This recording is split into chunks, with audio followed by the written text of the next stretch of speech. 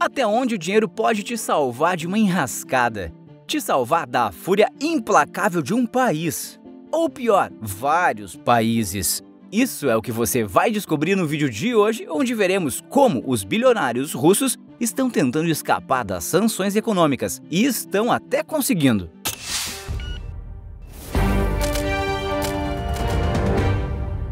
A invasão russa na Ucrânia gerou consequências desde o início, e essas consequências já chegaram em um nível devastador. Além de deixar o mundo nervoso com a possibilidade de o conflito se tornar algo mundial, o ataque do presidente Vladimir Putin também fez com que a economia mundial fosse abalada. Os governos do Ocidente, especialmente o dos Estados Unidos e os da Europa, não perderam tempo em punir os russos. Com apenas poucas horas do início da operação militar, dezenas de sanções foram feitas para atingir a Rússia. Atingir os bilionários é uma parte importante das sanções, talvez a mais importante. As sanções foram feitas em diferentes escalas, menores, médias e grandes, mas todas têm um só objetivo: parar o avanço russo, atingindo os negócios e bens desses oligarcas. Os países ocidentais bloquearam as contas bancárias pessoais do presidente russo e de alguns de seus ministros, romperam contratos com as estatais do país, retiraram investimentos, o isolaram do mundo econômico o máximo que conseguiram. Empresas saíram da Rússia. Competidores russos foram impedidos de participar de alguns eventos esportivos, como a Copa do Mundo do Catar e as Paralimpíadas de Inverno. Dos ricos aos pobres, dos políticos aos trabalhadores, todos os russos viraram uma espécie de alvo para atingir Vladimir Putin e forçar uma solução pacífica para o conflito, o mais rápido possível. Os governos ocidentais já confiscaram iates e mansões dos bilionários russos, congelaram suas contas e até proibiram eles de entrarem na Europa e nos Estados Unidos. Mas os oligarcas russos, com suas vidas luxuosas, aceitaram tranquilamente essas punições? Todo o dinheiro deles está servindo para impedir a falência? A resposta é sim e não. É difícil dizer o que exatamente os bilionários russos perderam, porque é difícil dizer o que exatamente os bilionários russos têm. Ficou confuso? Calma, eu te explico. Primeiramente, é preciso voltar alguns anos no tempo, mais precisamente, voltar a 2014. Muitos se enganam ao achar que as sanções econômicas contra a Rússia é algo inédito. Claro, dessa vez, elas são muito mais fortes, mas lá em 2014, 8 anos atrás, a crise entre Rússia e Ucrânia já era algo comum no noticiário. Toda a crise era por causa de um território ucraniano, a Crimeia. O presidente Vladimir Putin insistia que a região da Crimeia deveria ser da Rússia e argumentou que a população havia votado e escolhido fazer parte da Rússia. Então, o que ele fez? Foi lá e anexou a Crimeia. Simples assim. Os países ocidentais, os mesmos que hoje punem a Rússia, já puniram ela lá em 2014. E, claro, puniram os oligarcas russos. Eles sempre foram presas óbvias para os governos rivais da Rússia, porque a relação da amizade de Putin com os bilionários é bastante conhecida. No início, eles sofreram com as sanções, apesar de terem perdido bem menos do que estão perdendo atualmente. Mas as sanções por causa da anexação da Crimeia gerou algo positivo para os oligarcas russos. Eles aprenderam a escapar de futuras sanções, como as sanções que eles estão sofrendo agora. E como eles escaparam?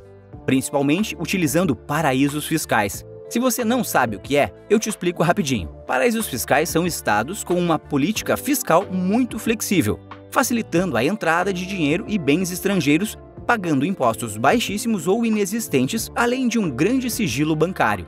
Sendo assim, esses países não estão muito interessados em como você conseguiu seu dinheiro, nem o porquê de você estar colocando seu dinheiro ali.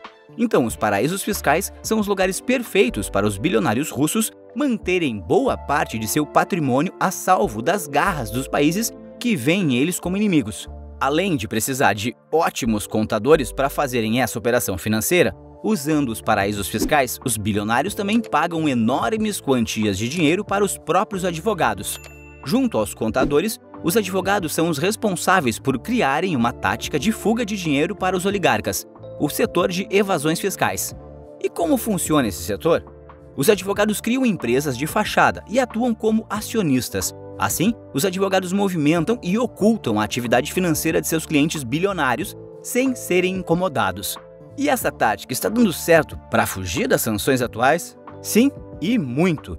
Dias atrás, as autoridades da Alemanha tentaram apreender o super-iate Dilbar, que tem 156 metros de comprimento, pensando que ele era propriedade do bilionário Alisher Usmanov. Mas chegando lá, descobriram que o iate é, na verdade, de uma empresa registrada nas Ilhas Caimã, um dos paraísos fiscais mais conhecidos. Já que não podiam confiscar o iate para punir Alisher, o governo alemão impediu que o iate saísse do porto. E continuando com as propriedades de Alisher Usmanov, algo ainda mais curioso aconteceu. Usmanov tem 2 casas no Reino Unido, por meio de uma empresa no Chipre. E novamente eles foram alvo de confisco, mas sem poderem ser confiscadas. Ele está impedido de usar as casas, mas as autoridades não podem tirar elas dele. Nessa disputa, ninguém venceu nem perdeu. Como os países que estão sancionando os bilionários são democracias, suas leis sempre favorecem o direito da propriedade privada. Então os bilionários usam a própria justiça dos países contra eles. Depois de ter os bens congelados em 2014, o oligarca Arkady Rotenberg recorreu ao Tribunal Geral da União Europeia para recuperar seus bens e venceu a causa. Mas os bilionários não usam só as empresas de fachada para escapar das sanções. Existem outros truques, como obras de arte. Obras de arte famosas e belas são bens extremamente valiosos, e é até mesmo difícil saber de onde vieram, de quem é o atual dono da obra. É até comum ver pessoas associando leilões de obras de arte à lavagem de dinheiro. E um bilionário que faz uso das obras de arte para proteger seus bens é Arkady Rotenberg, junto de seu irmão Boris.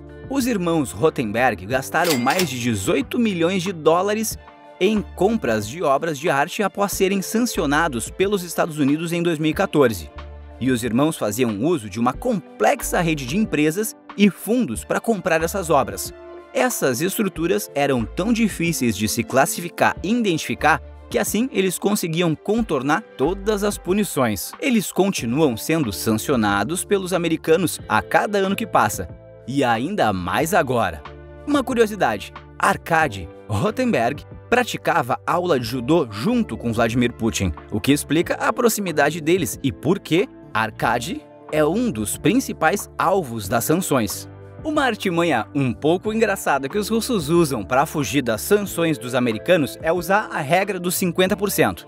A regra diz que só serão bloqueadas empresas onde o indivíduo sancionado possuir 50% ou mais de participação direta ou indireta.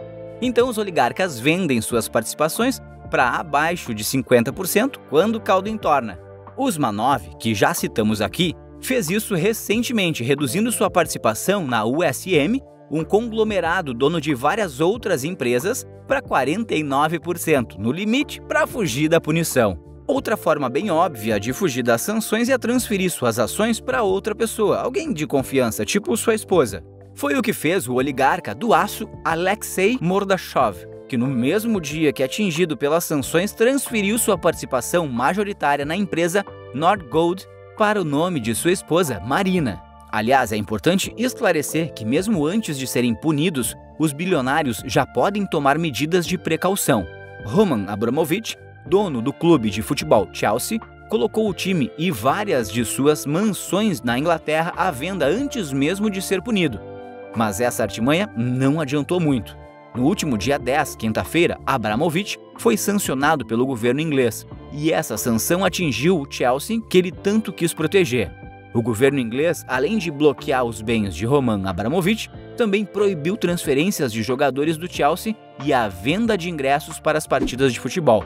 E o pior, a quantia pela qual o Chelsea for vendido irá inteiramente para o governo da Inglaterra. Tudo isso para impedir que Abramovich lucre com o time inglês. Todas essas ações e táticas complexas para fugir das sanções mostram o alto nível da briga entre os governos e os empresários russos, mesmo que seja tudo à distância. Mas toda artimanha nem sempre dá certo, e alguns ainda continuam perdendo rios de dinheiro. Trouxemos um vídeo que fala exatamente sobre isso e complementa esse daqui.